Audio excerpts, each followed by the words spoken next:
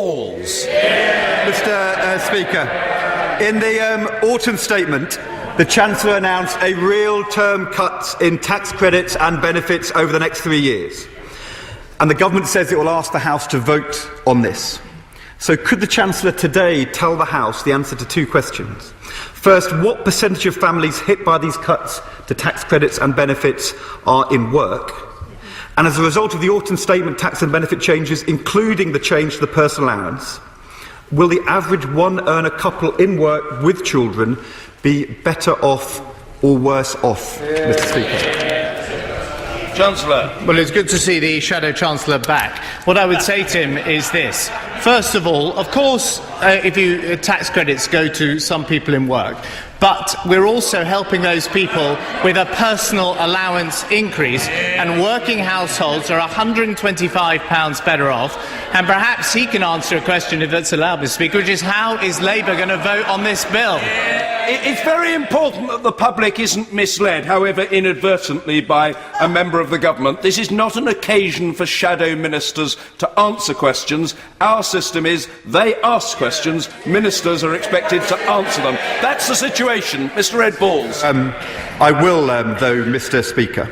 But before I do, it's important the members on both sides of the House know the answers to the questions I asked the Chancellor.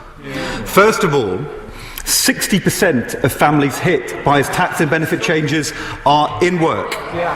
And according to the IFS, as a result of the autumn statement measures, a working family, the average one-earner couple, will be £534 a year worse off by 2050. A working family worse off.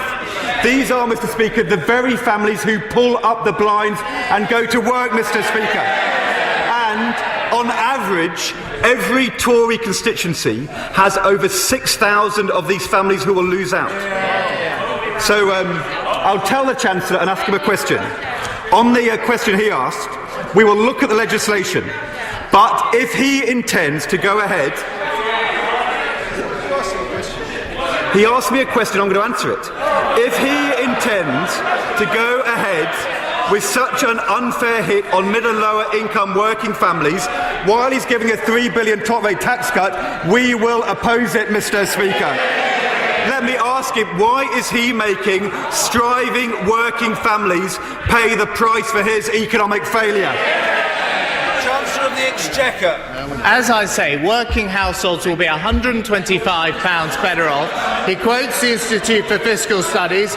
They're very clear in their response to the autumn statement that people in work who are paying the basic rate of tax will be doing better. And the reason we are having to take these difficult decisions on public sector pay, on benefits and the like, is because of the mess he created. And when is he going to stand up and say, I'm sorry, we borrowed too much, we spent too much, and we're never going to do it again? Any